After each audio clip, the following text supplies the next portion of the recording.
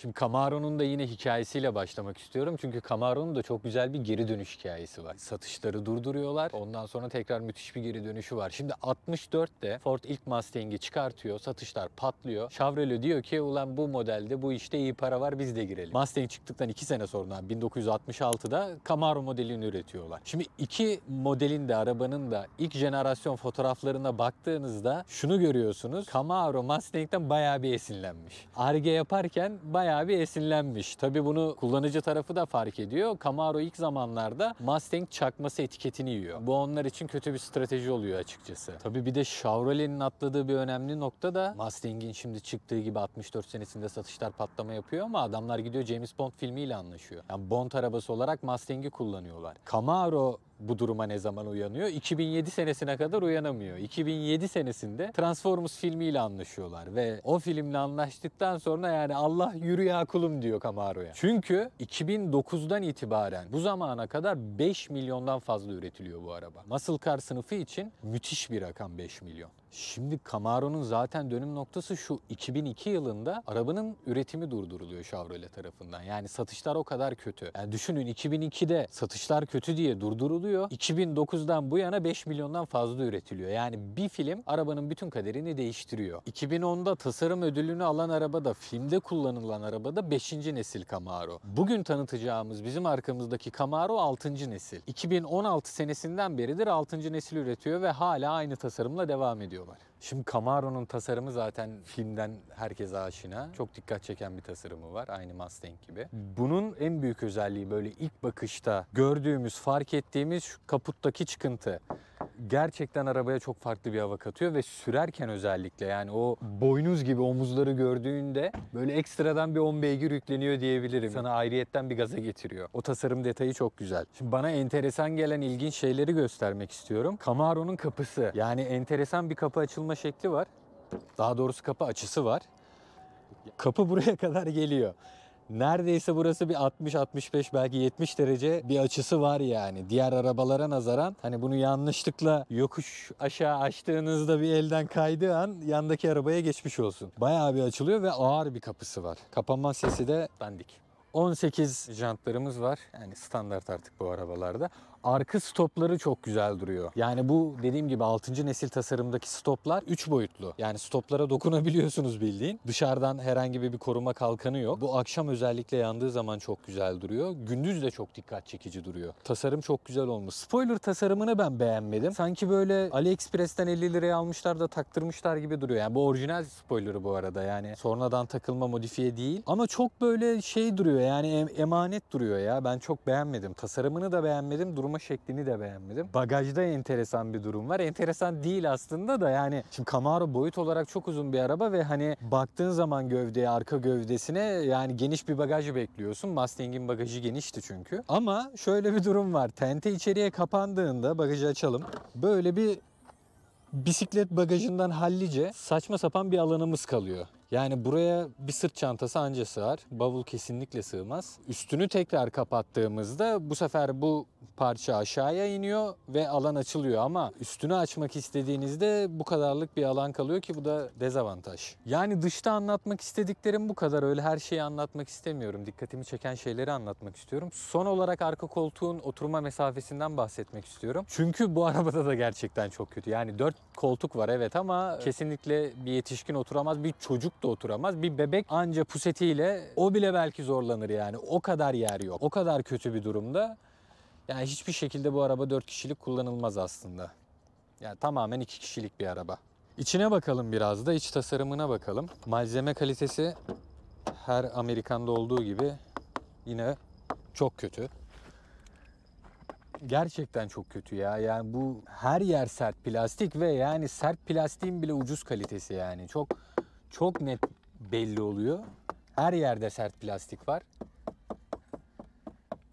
Yani malzeme kalitesinde yok. Amerikalılar hiçbir şekilde arabanın dış tasarımına dikkat ettiklerinin yarısını içeriye göstermiyorlar yani. Hiçbir şekilde umursamıyorlar iç tasarımı. Anahtarsız çalıştırma var. Camaro'muz uyandı. Analog göstergelerimiz var. Direksiyondan dijital ekranı kontrol edebiliyoruz. Dijital ekrandan hızımızı görebiliyoruz. Yağ sıcaklığını görebiliyoruz. Motorun sıcaklığını görebiliyoruz. Akünün doluluk oranını görebiliyoruz. Bu çok güzel timer'ı var. Hız testi yazmak istediğinizde, atıyorum 0-100 denemesi yaptığınızda veya daha uzun bir test, timer'ı başlatabiliyorsunuz start dediğinde. Süreyi sayıyor. Onun dışında işte lastik basışlarını görebiliyoruz. Yağın ne kadar daha bizi idare edeceğini görüyoruz. %45 daha gider diyor. Benzin durumunu vesaire görüyoruz. Direksiyondan yapabildiğimiz ayarlar bu şekilde. Cruise kontrolü vesaire ayarlayabiliyoruz zaten. Pedal shift'leri var. Pedal shift'lerin de mesela gene yani çok dandik duruyor. Yani hissiyatı da çok kötü. Dokunma hissiyatı da çok kötü. Malzeme kalitesi zaten kötü. Ekranının konumlandırılmasını da çok sevmedim. Çünkü dik bir açıyla durmuyor. Aşağıya doğru bir eğim var. Sanırım bunu güneş ışınları parlama yapmasınlar diye bu açıyla yapmışlar ama yani bunun 800 tane başka daha çözüm yolu var yani. Bu şekilde çok hoş olmamış ya. Böyle garip duruyor yani. Klima kumandaları çok güzel. Artı olarak onu vereceğim. Çok gömdüm arabaya. Klima kumandalarının tasarımı çok güzel. Bunu sağa doğru çevirdiğinizde, yani hava menfezinin yukarısını sağa doğru çevirdiğinizde dereceyi arttırıyorsunuz. Diğerinde de zaten şiddeti artıyor veya azalıyor. Bunun tasarımı güzel yapmışlar. Yiğidi öldür, hakkını ver yani. Sürekli gömdük. Güzel şeylerini de söyleyelim. Basit kumandalarla zaten buradan tek tuşlarla kapatılıyor. Gene burada çok. Bu tasarımı güzel yaptıktan sonra bu bize fazla demişler. Gene saçma sapan tasarıma geri dönmüşler. Orta konsolda da sade bir tasarımı var. ESP on-off tuşu burada. Mod tuşumuz burada. 3 modumuz var. Normal tur mod, sport mod, kar modu var. Snow Ice mod var. Tabii bu arabada şimdi 2.0 turbo beslemeli bir motoru var. 275 beygir, 295 Nm'de torku var. Açıkçası hani performans olarak çok da aman şeyler vaat etmiyor ama yine de spor modda kullandığınızda yüzde bir tebessüm oluşturuyor yani, o bakımdan güzel. Araba genel olarak bu şekilde. Çok da fazla uzatmaya gerek yok. Biraz da sürüşte bakalım. Neler vaat ediyor bize Camaro'muz, sevgili Camaro'muz.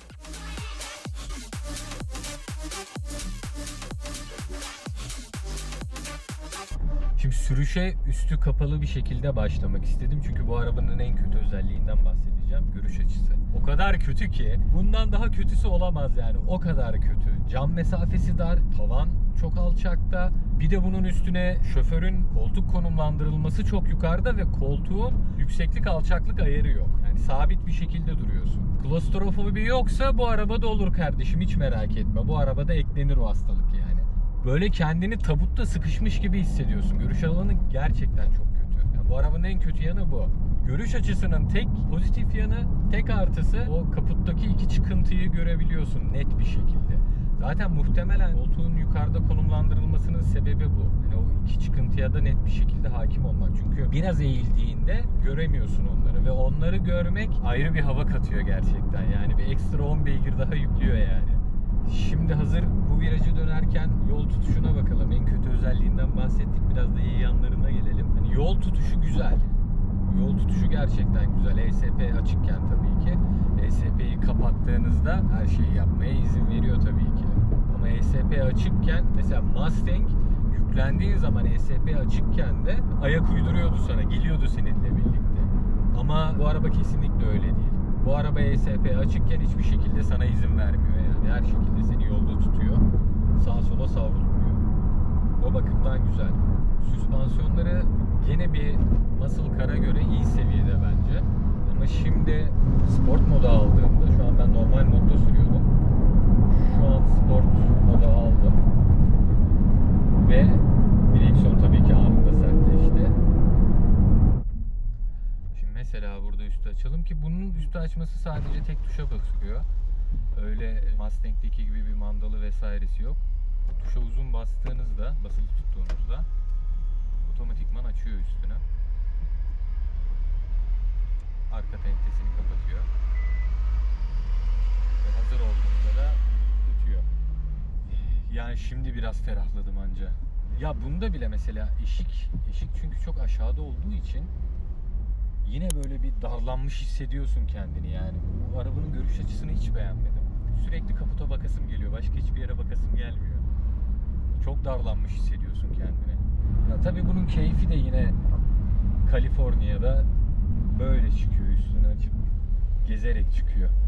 Diğer türlü hızlı giderken veya uzun yolda giderken üstü açık gezemezsiniz tabii ki ama yani bilmiyorum ya, hiç beğenmedim yani. Görüş açısını hiç beğenmedim. Son olarak da fiyattan bahsetmek istiyorum.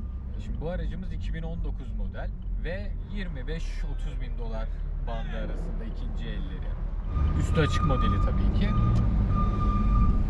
Sıfırları ise 2022'leri ise, ki dediğim gibi yani dış tasarımı da iç tasarımı da birebir aynı. Çok ufak tefek makyaj farkları var. 45 bin 50 bin dolar bandında yani aldığınız opsiyonlara göre. İkinci el sıfır fiyatları da o şekilde.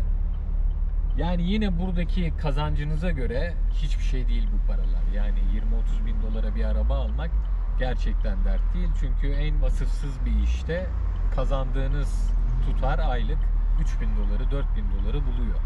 Diyelim ve artık biraz da günün tadını çıkaralım. Evet, arabayla alakalı anlatacaklarım bu kadar. Hava çok güzel ya. Yani 365